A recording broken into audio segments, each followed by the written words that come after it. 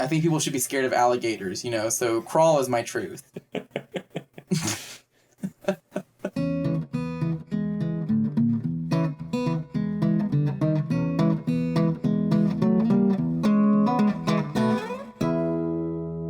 Thank you for tuning in to A Century in Cinema, where we go through and discuss a film from every year, starting in 1920 and ending in 2020. My name's Arthur. And I'm Andrew.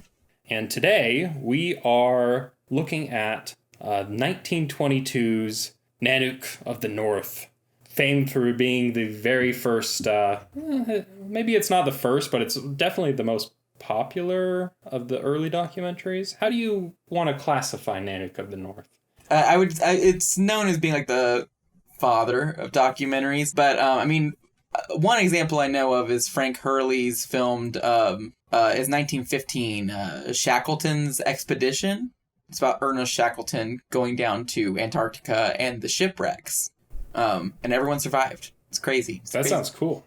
So I don't know why that one doesn't get credited, but I also don't know if there's something before that. All I know is that Nanook of the North is for some reason considered the grandfather of documentary.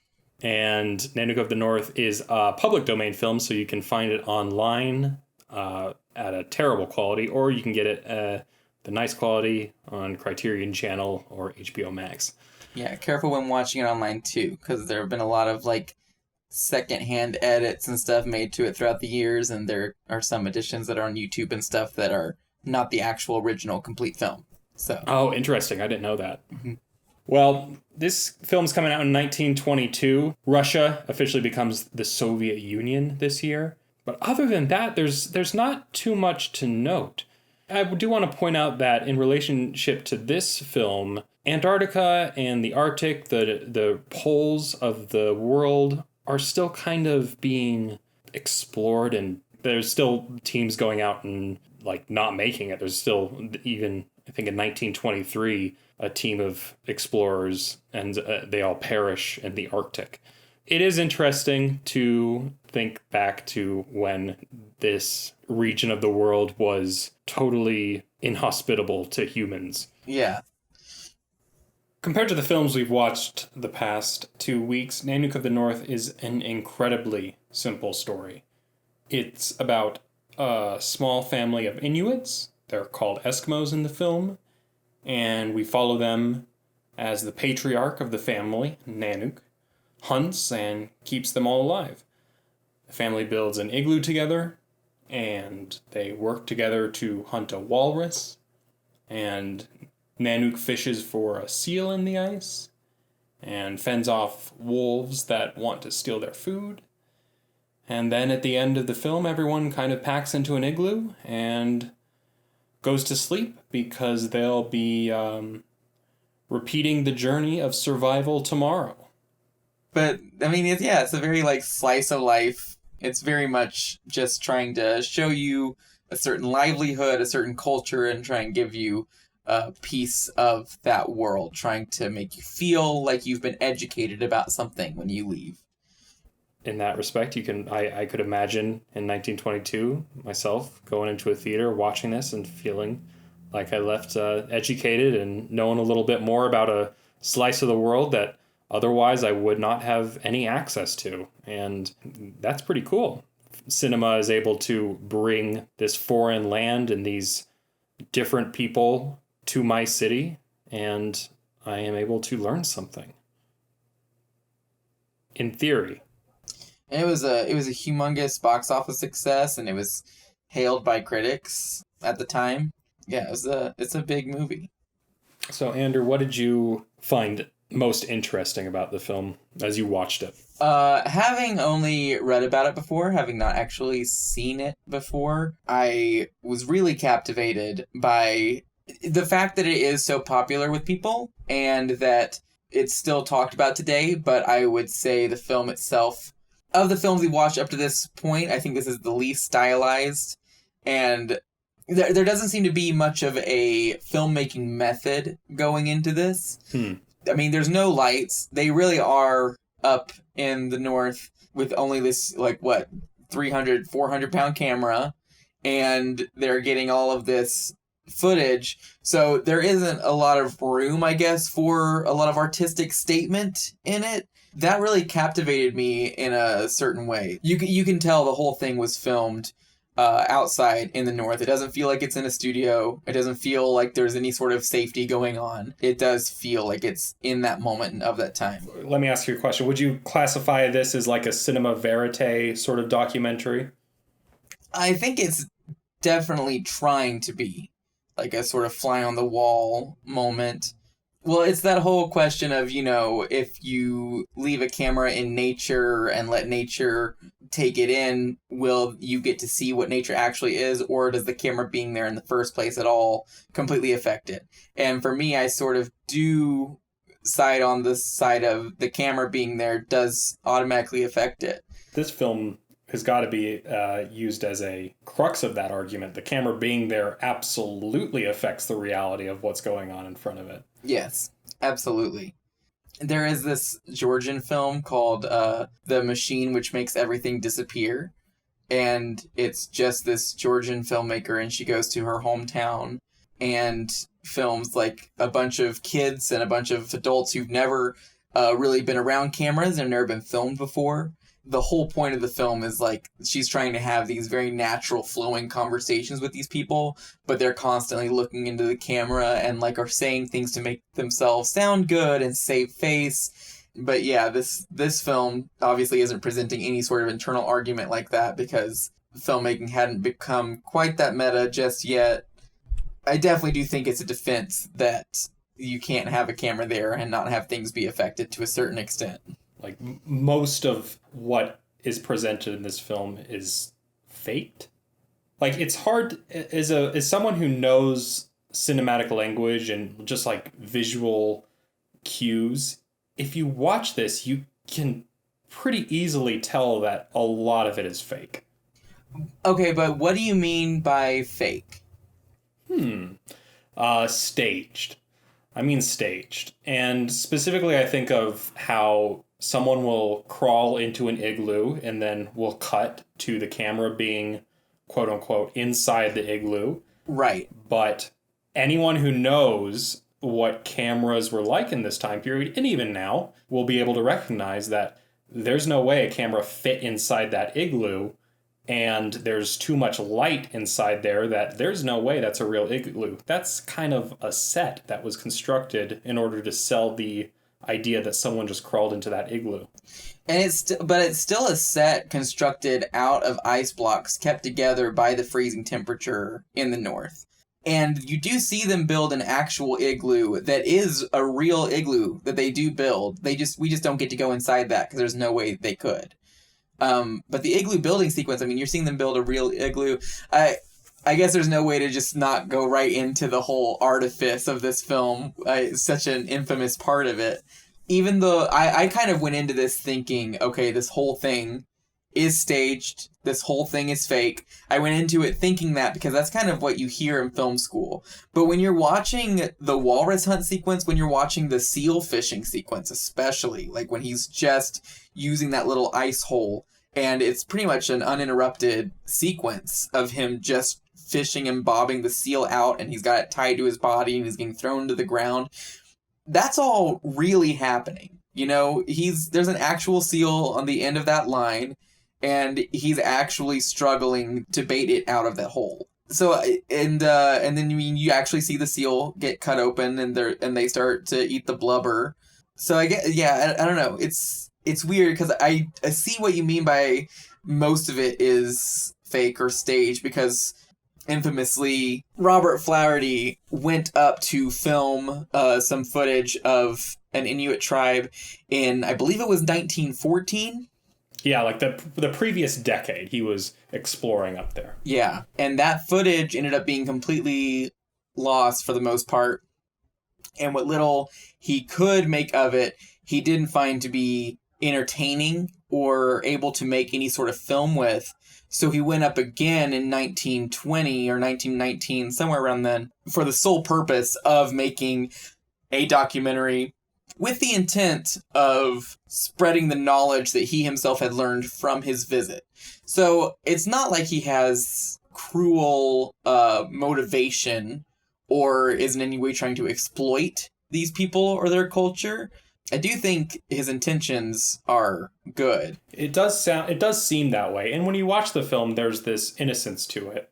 I mean, Robert Flaherty feels like almost a curious hobbyist, even though when you look him up, it will describe him as a filmmaker. At this point in his career, I think he's mainly like a prospector. He's an explorer. He's hired by a railroad company in Canada to sort of map out the Hudson Bay area, and he ends up just taking a camera with him on that job as he's mapping. And that's kind of where the idea for this film came from. And then the expedition that made this film was funded by a French fur company. That's right. And I don't even know the connection. That was just in, I read Roger Ebert's Great Movies review of this. And I won't lie, that also did have a sort of, that had an impact on my opinion as well. He made a very good point of during the walrus hunt sequence, you can say it was staged and you can say they were told to go hunt a walrus, but the walrus itself doesn't have a script. And the walrus doesn't know it's a film. The walrus is legitimately being hunted. And reading that, I was thinking, I completely agree with that. I can see that point. I think so there are instances that are staged, and I almost don't have a problem with those. I think where my conflict with this film comes in at a deeper level, where Flaherty's presenting the Inuit people in this film as being more primitive than they are. I mean, the guy playing Nanook, and it's a person playing Nanook. Nanook's not a real person, is a hunter in his tribe, but he would never hunt with I think they're using just spears. He hunts with a rifle, and I think he even asks Flaherty at some point, behind the scenes, like, why can't I just shoot this walrus? And Flaherty's like, no, you gotta use the spears, you gotta use the old technology. And there's something questionable about presenting people like the Inuits as more primitive than they are in order to sell this film, back to his white audiences. That's where my conflict with the film kind of comes from. Less so staging, like, is this quite as staged or is this quite as real as it appears to be? Yeah, and I honestly hadn't even read about that at all or even heard about that. So that does put things in a more of a questionable perspective. He still is showing methods and he's still showing parts of culture that, even if he's using a rifle now, did exist at some point in these people's culture. And that he does know how to do. But I also see, I can definitely see this idea of selling it to audiences as, look at these native people who are so tribal and so primitive. But like you said, it's not done with like a malicious intent. It doesn't feel that way, at least. I didn't get that vibe. So it's Nanook of the North. I can see why it's considered the father of documentary, right? Oh, that reminds me, because Nanook of the North is not the first documentary. There's films started off as people just putting the camera down and filming crowds of people coming out of a factory. That's Lumiere Brothers. That's probably more honest documentary than anything else we'll ever see. Talk about a randomly beautiful shot. Isn't it so silly that film started off with just this off-center composition that looks... I just think that shot, the way people are separating on either side and the lighting behind them from the factory, I just think it's a gorgeous little shot. It's probably been years since I've seen it, but yeah. Yeah, I don't know. It's just so funny to me the film really kicked off with a beautiful image. It wasn't just some plain old, is this thing on? It's, you know what I mean? I don't know. It's a really beautiful shot. I love it. And you look at something like Shackleton's Expedition, which is mostly pictures, and even the moving images are very short snippets, and it doesn't present much in the way of opinion. It doesn't present much in the way of story. It is very much about, we went on this expedition to Antarctica. There was a boat crash by happenstance, which is why people would even want to watch this footage. Frank Hurley happened to be filming. Frank Hurley, of course, didn't have this whole thing like, oh, I need to go back and film it again and we got to crash another boat, which is, not to that level, but what Robert Flaherty essentially did. And nowadays, documentaries are known for, you have to create a narrative. You have to edit things together. It's all in the editing when it comes to a documentary. Sometimes you can direct people to get certain outcomes. Sometimes you can't, depending on who your subject is. Sometimes you can manipulate scenarios for what you film. Sometimes you can't. Again, just depends on the situation and your people. But it comes down to the edit of the film and making the footage create a story. And that's really what Robert Flaherty set out to do with this movie, was make some product that he could edit and create a through narrative that people could watch and be excited by. And I think something else that is interesting that you kind of touch on, but kind of came to me, is that it's a focus on a character. Film, a lot of people think of as a focus on a plot or a situation, but I think that Nanook of the North's success highlights how when people go to theater, they want to connect with another person. You had an expedition that went poorly, but when you have Nanook, a person that you can actually empathize with, that's, I think, what makes this film really work. I think it's better to think of this as like a docudrama, where it's clearly a recreation of what Flaherty thought the Inuit lifestyle was like before colonial influence. I think it's a fair way to think of it, but I do wonder why make any sort of distinction between documentary and docudrama, because I truly don't believe the distinction exists. I don't know, it's weird. I'd rather just call it all a documentary. And I think part of calling something a documentary is acknowledging that it's not real. Okay.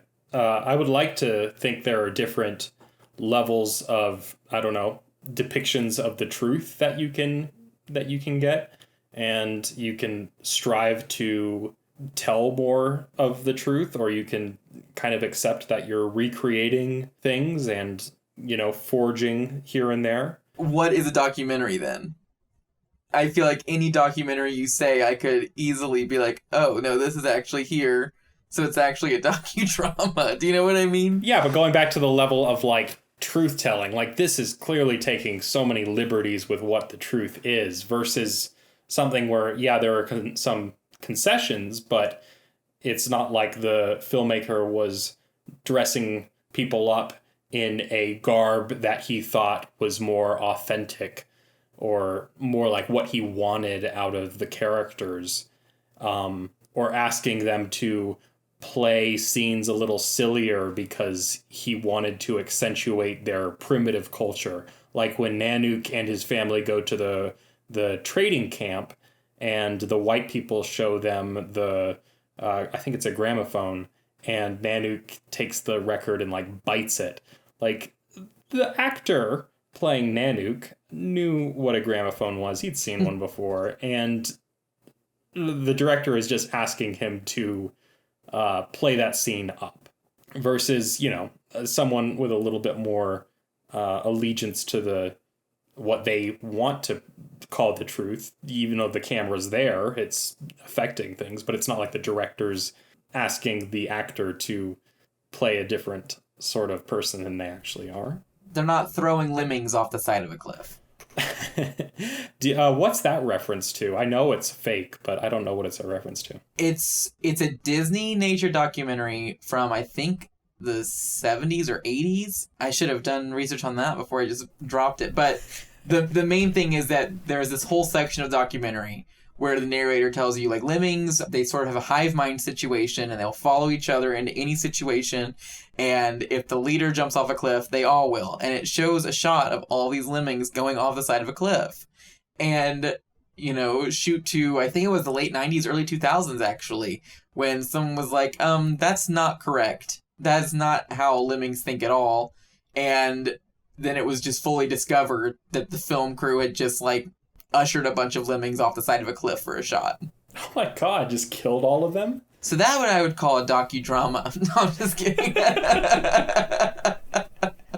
I knew this was going to be the central point of conversation around this film. How could it not be? Yeah. You're right. There's no way to avoid it. Documentaries are weird. It's not even really a genre. It's a medium. And you can do anything you want with it, pretty much. So Nanook of the North is considered the father of documentary, and I've heard so many people argue against it, and I've talked with so many people who've seen it and talk about how it doesn't accurately represent this and accurately represent that. And in my head, I always just think, well, yeah, it's the father of documentary. None of this stuff is getting accurately represented. You're watching a movie. That's what it comes down to. And maybe that's the important lesson to take away from this is just, I don't know what to trust. Don't trust a movie. Like, if you see something in a movie and your immediate thought is, this is true, this is real, I've got to take action against this, this is something I'm upset about now, the first thing you need to do is just try and find a book about it. Try and Google it. Because documentaries they're just movies. They make things look a certain way and have a certain perspective behind them. It's very easy to lie by omission. And documentaries, I think, are infamous for doing that. It's very easy to just not include one piece of information. Cut away. Yeah, Searching for Sugar Man. Great documentary. Cuts out that he had a very successful run of his albums in Australia, and also that it wasn't a complete flop in the United States, that it actually even charted. But that doesn't go into the narrative of it being this humongous flop everywhere except for in South Africa, where it became this huge protest anthem. That's all real. But then the documentary folds it into this narrative of no one else even heard this music, pretty much. It released on shelves and the next day was taken off. It doesn't say that in plain words, but that's essentially what it's implying. That narrative is so beautiful. And it's a great story. Even when I'm just editing media, even when I'm just editing like B-roll and interviews together, I do feel a natural like inclination toward whatever narrative and whatever story is being presented, and it becomes very easy to reshape everything someone is saying in order to support that. So I understand, I feel that, and I understand it, that it almost happens unconsciously. But as someone who writes film and media, and as someone who is working in this industry, a big part of my philosophy in it is to tell the truth to the audience. I don't want to lie to people when I'm putting things out into the world. But then it comes down to, what is your truth? It's not this podcast. Abort. Okay, we'll abort. But, but I do think that does fit into, even that. You're like, okay, in my head, I'm telling people the truth. But you are a human being. Your perspective is, even if it's in the tiniest sliver, it's going to be there to a certain extent. So if we try and get into like the mind of Robert Flaherty, someone who lived 100 years ago making films in the Arctic region with the native Inuit peoples, what was he trying to get at here? What was his truth? I think his truth was that he was genuinely amazed by the culture up there. I think he was genuinely amazed during his travels to discover people living in this habitat. I mean, this harsh, unforgiving world. And not just living there, but thriving there. I mean, the film ends on a very tidy, sort of happy note of it's time to go to bed, and tomorrow we do the same thing, and we are content with our lives. For me, anyways, I couldn't help but watch it and think, man, it looks hard, but it also looks simple. And it looks like that there is this level of happiness with these people that is not easy to find in a more complicated society. Yeah, and I think that view of the Inuit people is probably problematic.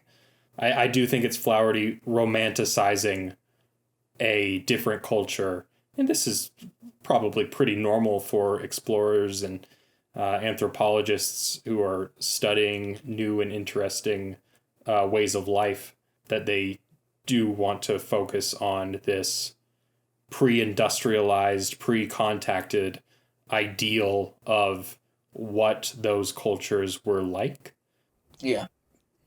But when you distribute that into the world, the problematic aspects come in where, yeah, the audiences now don't see this culture as a respectable group of people. They see them as others.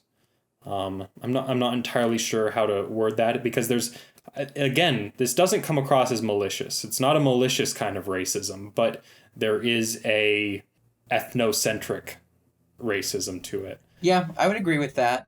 And I mean, yeah, even that whole idea of trying to present something as like, a simpler place, a simpler time. Films have tried to do that, with farming in America. And even that is not entirely accurate to what's actually happening. So I definitely would agree it's problematic. But I do think that was his intention as well, was to kind of display this culture that he, to a certain extent, wishes he was more of a part of. I mean, Flaherty was not a cinematographer. He wasn't a filmmaker at this point. From what I understand, the majority of the crew was Inuit people that, in front of the camera, he was sort of displaying as ignorant and unknowledgeable of modern technology. And then behind the scenes, they're the ones manning the camera. And it's funny because he does bring this idea that they have no idea. I mean, this isn't even in the film. It's just sort of a feeling within the movie that there hasn't been a lot of contact with other people, and and that they are completely separated. But that, it's obviously completely untrue. At that point, culture had sort of infiltrated up there already. It's a complicated subject, but I think it's a great movie. I would like to say that. It's difficult to interpret this film because I do feel like there's a lot more going on than I expected going into it. It being like, oh, is this fake versus, oh, is this real? And the rabbit hole goes deeper. The guy who plays Nanook, his name is, and I'm gonna probably butcher this, but his name is Alakagialak. 2 years after the film came out, he died. And it was well reported that he died of, I believe it was starvation. Yeah, I think the film even says that in its opening intertitles. Yes, and that is not true. He died of a form of tuberculosis. The woman playing his wife and his eldest daughter are both, well, and this to my knowledge is actually alleged, but so many sources state it as fact, but I haven't been able to find solid research on it. So, but allegedly those were both Robert Flaherty's common law wives. Yeah, I couldn't find any confirmation on that either. Strange. Yeah, it was very weird. I read so many sources that claimed it as fact, but had nothing to back it up. But the majority of sources I saw all said this is alleged. So that's what I'm going to go with. When you were researching this film, did you find yourself just questioning everything? About the film or about my life? No, about history. Just even the story that he had a bunch of footage and then he dropped his cigarette on the film stock and it all burned up. Even that, I was like, that's a pretty dramatic scenario. And this is a guy who clearly understands the importance of narrative and drama in order to sell a story. But with nitrate film prints at the time, a lit cigarette could do it. Oh yeah, I totally could. Totally could. But it also just makes for such a great story. I found myself questioning everything. There's a lot to really respect about this film too. The craftsmanship that went into filming it in this arid Arctic environment. Like you point out, it is just them in this frozen tundra, and that's really respectable. Yeah. It does not look like an easy shoot at all. I mean, I was always curious if you just turn the camera a little bit to the left, if you can see the visitor center or something like that. But no, I do think they're out in the middle of some wilderness. It is a hard to shoot lugging around that kind of equipment. Yeah, regardless if it was the method or not, I know I keep coming back to this sequence, but that seal fishing hole sequence, I mean, that wouldn't happen close to like a hugely populated area. They wouldn't even be around there. No. So it blew my mind to watch that and to see the skill going into it. And, you know, regardless of if that was the method at the time or not, he does know what he's doing and how to do it. It is not like an easy fishing thing. He fails at first. He gets knocked to the ground. You don't even really realize the whole thing is tied around him until he gets pulled to the ground. You think he's just sort of pulling on a string. And then, of course, you know, he starts to fail, so the other people come in and help him. And that might have been staged, you know, it might have been like, okay, and then we need more people to come in. But even that is like, they're still just battling this seal through a hole in the ice. And it was just so impressive to me to watch. Was that your favorite sequence in the film? Definitely. I always love it when I can watch a film that I haven't seen before, especially an early film, and just find this one sequence that I'm like, why doesn't anyone talk about this? This is incredible. I know what you mean, because I think my favorite sequence in the film was towards the end, when they all huddle into the igloo and there's this approaching storm outside. Just the imagery of the snow blowing in and the ghostly like wisps of frost in the wind, it was incredible. The dogs outside. And the dogs like getting just like huddling in the snow. I mean, Yeah. It looks cold. Yeah, it looks so cold.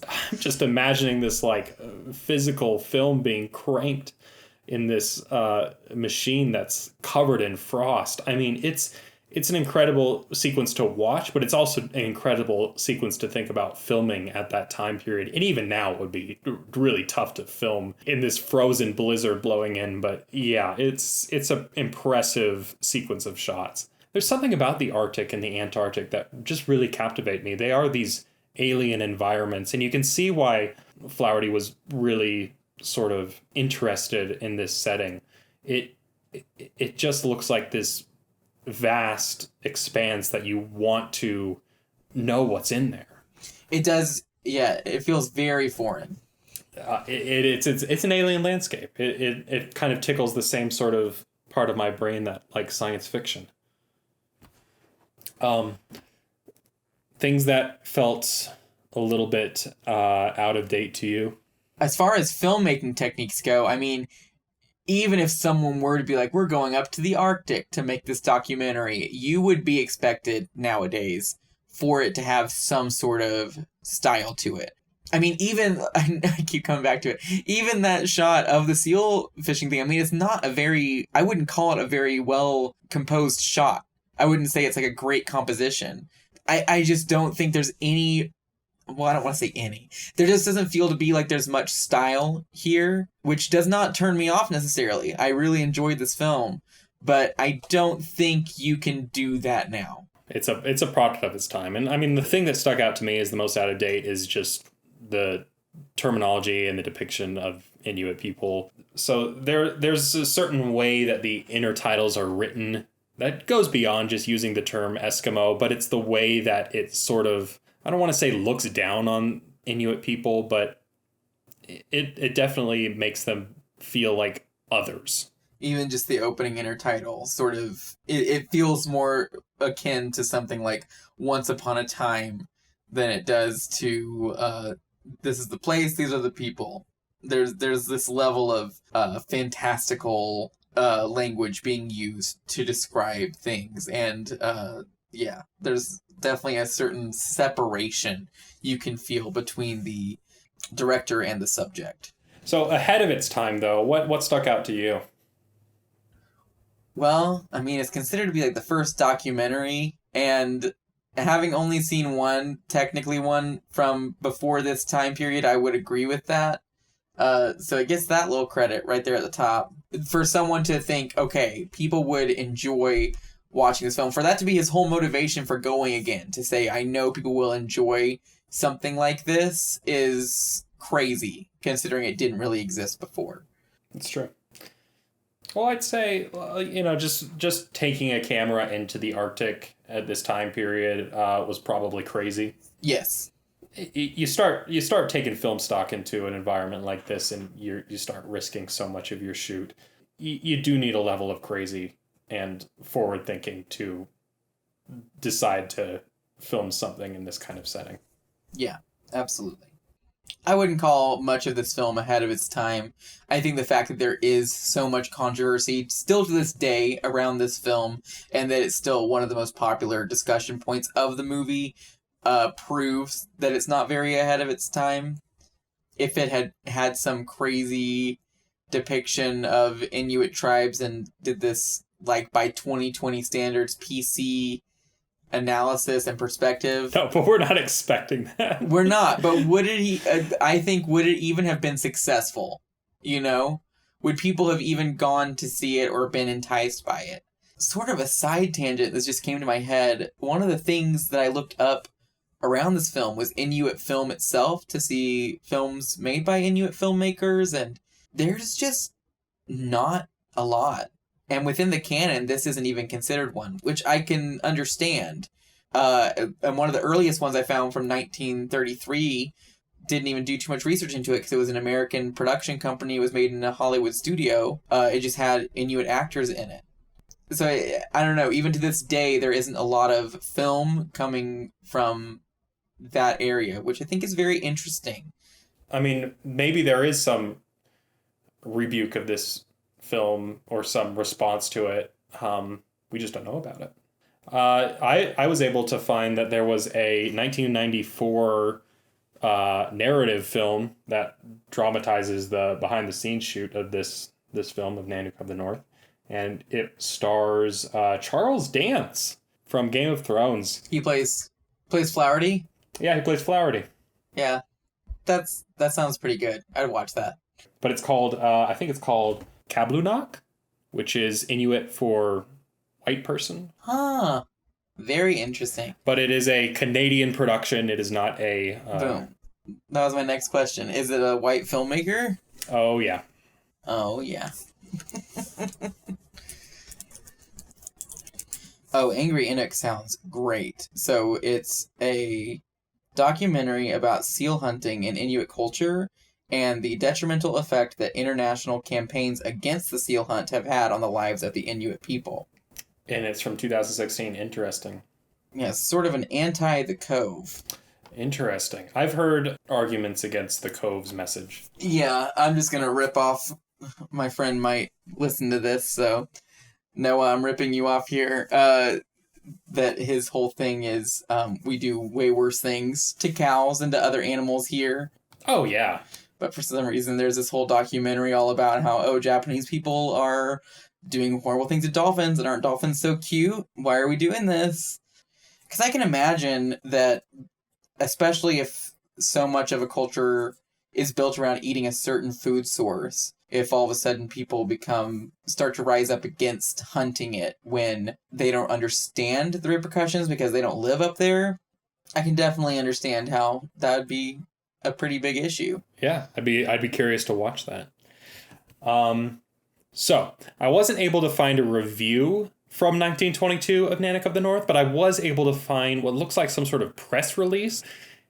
There's not too much of interest in this photograph, but I do think that it's interesting. They mention a couple of times in this short press release that this is the film that is going to get crowds in theaters. So Nanook of the North was distributed with the intention of it being sort of like a big crowd drawing film. This poster ends with, that offers immense opportunities for exploitation.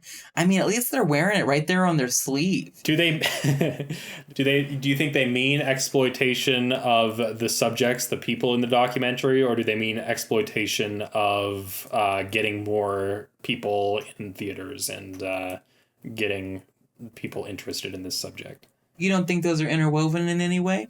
Well, they could be. You're right. Your chief worry has been that big pictures are so scarce. Here is as big a picture as this business has ever seen. Different, absolutely different from any other ever made. Crazy. Have you said, if I could get the picture, I can get the crowds? You know what? I have never said that.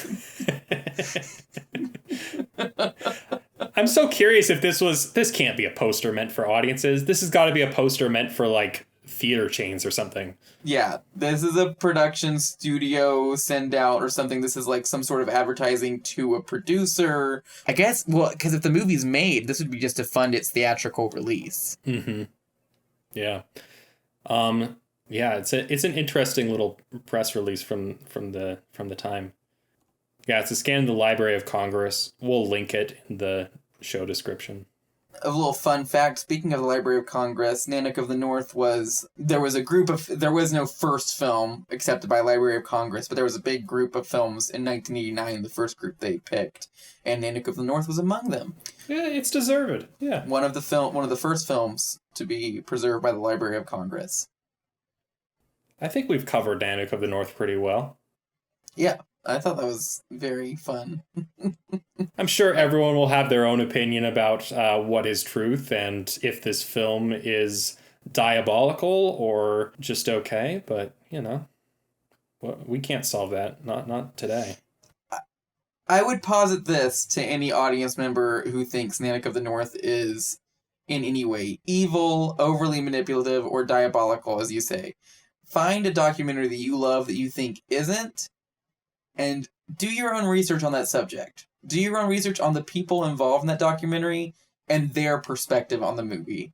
And see if it holds up. And if it does, it's whatever. But there's just always another side to the story. So I would just put that out there. I think people who discredit this film because they find it problematic are not looking hard enough at the pieces of media they probably love. I'm just going to put that out there. He's just putting it out there, guys. I would agree. I would agree there are problematic aspects. I would never say there aren't. And I think that, there are some very strange motivations going into this entire film. I'm just saying, in my opinion, that exists in every movie. Yeah, I don't know what to make of this movie. It's a strange one. I'm really happy that I watched it, though. It's one of those films that you always hear about in film class, and even people outside of film history and who don't study film, even they kind of recognize the title. People know of this film through pop culture osmosis. Absolutely. So it was pretty interesting to watch, and I'm glad that I did. And I did find it entertaining. Even though there wasn't a lot of style, as I've said a few times now, I was so impressed with the actions people were doing on screen that I didn't really even need that extra layer to be fascinated with it and to be enthralled with it. It's also just like a charming movie. Like the subjects seem to be happy and smiling and having a kind of fun time. It seems like a happy-go-lucky sort of film. And then the puppies are so cute. Puppies are really cute. Okay, let's look at what we're watching next week. I think it's next week is Safety Last, a Harold Lloyd classic. I'm excited for this one. My first time watching Safety Last was with my mom. And have you ever seen In Cold Blood? No. It's a very harsh film about the negative side effects across culture of the death penalty in America. It's a great film, but my mom is a very sensitive person. I love her to death. And when the film was over, she was like, I just need something light. I just need something funny. Like, I need something to calm me down, because that was just a lot to take in. And so I said, well, I have this Harold Lloyd film, Safety Last, that I've heard is so funny. And she said, yes, just pop it in. Like, she didn't even question it. She was like, is it a comedy? Great. And the entire movie, we were laughing out loud. Yeah, if you watch something super dark, Safety Last is a great way to, follow it up. Yeah, after our, after The Phantom Carriage and Within Our Gates, Safety Last will be welcome. Safety Last is available to stream on the Criterion Channel or HBO Max. And if you don't have either of those, Safety Last is a public domain film, so you can find it online.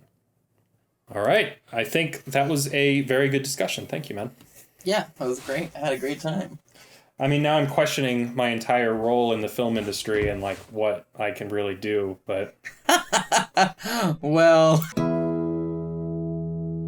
And a big thank you to Nathan Royal for our intro and outro music.